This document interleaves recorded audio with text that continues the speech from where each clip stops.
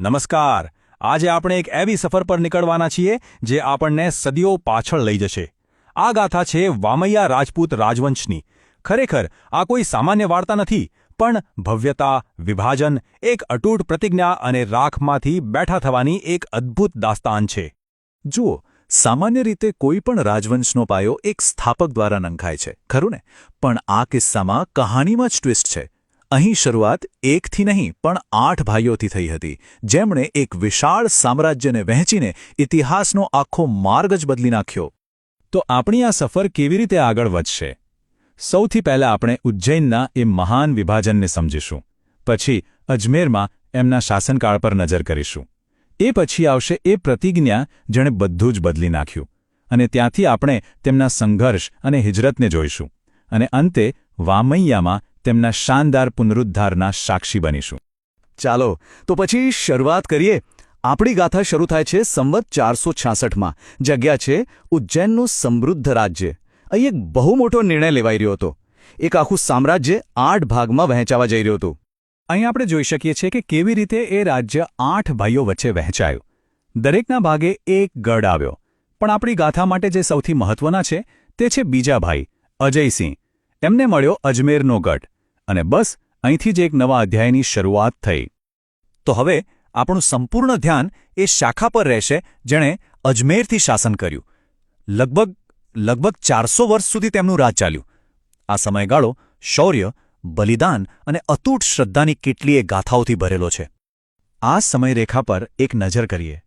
સંવત 491માં અજયસિંહનો રાજ્યાભિષેક થાય છે.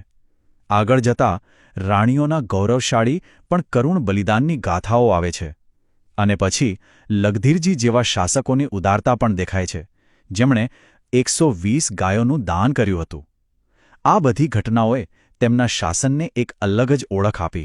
હવે આ ગાથામાં વારંવાર સતી શબ્દ આવે છે, તો એ સમજવું જરૂરી છે કે એ શું હતું. એ સમયની આ એક પ્રથા હતી, જેમાં વિધવા પોતાના પતિની ચિતા પર સ્વેચ્છાએ બલિદાન આપતી. તે સમયે આને પતિવ્રતા અને બલિદાનનું સર્વોચ્ચ પ્રતીક માનવામાં આવતું હતું. અને પછી સંવત 932માં સમયે એક એવો વળાંક લીધો જેણે આ રાજવંશનું ભવિષ્ય હંમેશા માટે બદલી નાખ્યું. બસ એક મહેણું, એક પ્રતિજ્ઞા અને એક યુદ્ધ જેણે બધું જ દાવ પર લગાવી દીધું. આ શબ્દો હતા દેવડા રાણીના, જે તેમણે ઓધારજીને કહ્યા. આ ફક્ત એક પડકાર નહોતો, આ તો એમના સન્માન પર સીધો ઘા હતો. એક એવું મહેણું જેણે ઇતિહાસનો આખો રસ્તો જ બદલી નાખ્યો. અને ઓધારજીએ એ પડકાર ઝીલી લીધો, એક પ્રતિજ્ઞા સાથે. આ કોઈ સામાન્ય વચન નહોતું. રાજપૂત સંસ્કૃતિમાં કસુંબો એ સન્માન અને ઉત્સવનો પ્રતીક છે. એનો ત્યાગ કરવાનો મતલબ હતો કે જ્યાં સુધી સિરુહી જીતાઈ નહીં ત્યાં સુધી કોઈ ઉજવણી નહીં, કોઈ જશ્ન નહીં. આ પ્રતિજ્ઞાનું પરિણામ ખૂબ જ ભયાનક આવ્યું. બાદશાહની સેના સાથે એક ભીષણ યુદ્ધ થયું અને યુદ્ધના અંતે તેમનું રાજ્ય જતું રહ્યું. રાજકુમારોને પોતાનો જીવ બચાવવા માટે ત્યાંથી ભાગવું પડ્યું. આ સંઘર્ષની કિંમત બહુ મોટી હતી. 2500, આ આંકડો યાદ રાખજો. શાસક સોમલસિંહ સહિત 2500 પરમાર યોદ્ધાઓએ સિરોહીના યુદ્ધમાં પોતાના પ્રાણની આહુતિ આપી. આ આંકડો એ વિનાશની સાક્ષી પૂરે છે. તો આવા કપરા સંજોગોમાં જ્યારે બધું જ લૂંટાઈ ગયું હોય ત્યારે રાજકુમારો માટે સૌથી અમૂલ્ય શું હતું? તેમની કુળદેવી.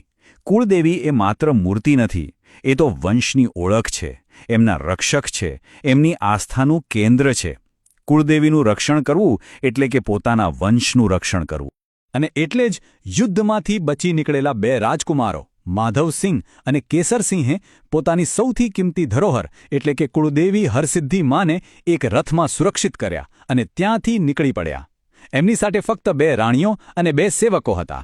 તેમની આ અજાણી યાત્રા આબુગઢ તરફ શરૂ થઈ. પણ અહીં કહાની પૂરી નથી થતી. હવે આપણે આ ગાથાના અંતિમ અને સૌથી આશાસ્પદ અધ્યાયમાં પ્રવેશી રહ્યા છીએ. અહીં દેશનિકાલ થયેલા રાજકુમારોને આશરો મળે છે અને એક શક્તિશાળી શાસકની મદદથી બધું જ ફરીથી શરૂ કરવાની તક મળે છે. તેમનું ભાગ્ય ત્યારે પલટાયું જ્યારે તેઓ પાટણના મહાપ્રતાપી રાજા સિદ્ધરાજ સોલંકીના શરણે પહોંચ્યા. સિદ્ધરાજે તેમની વીરતા અને તેમના વંશનું માન રાખ્યું અને તેમને નવેસરથી જીવન શરૂ કરવાની એક તક આપી. સિદ્ધરાજ સોલંકીએ તેમને જે આપ્યો તેને જાગીર કહેવાય છે. એ સમયમાં શાસકો શૂરવીર યોદ્ધાઓને તેમની સેવાના બદલામાં જમીનનો મોટો હિસ્સો આપતા, જેના પર તેઓ શાસન કરી શકતા હતા. અને આ કોઈ નાનીસૂની ભેટ નહોતી. રાજકુમારોને સૌથી પહેલાં સિદ્ધપુર વિસ્તારના 52 ગામોની જાગીર મળી. આ તેમના પુનરોદયની પહેલી નિશાની હતી. પણ વાત અહીં અટકી નહીં.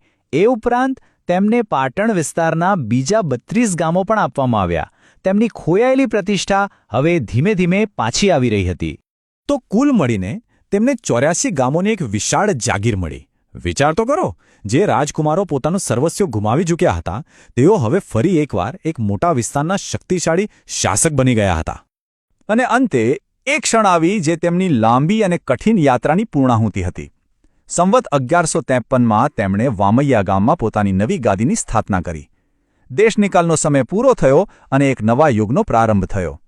અહીંથી જન્મ થયો વામૈયા રાજપૂત રાજવંશનો. આખી ગાથા આપણને એક ઊંડો સવાલ પૂછે છે.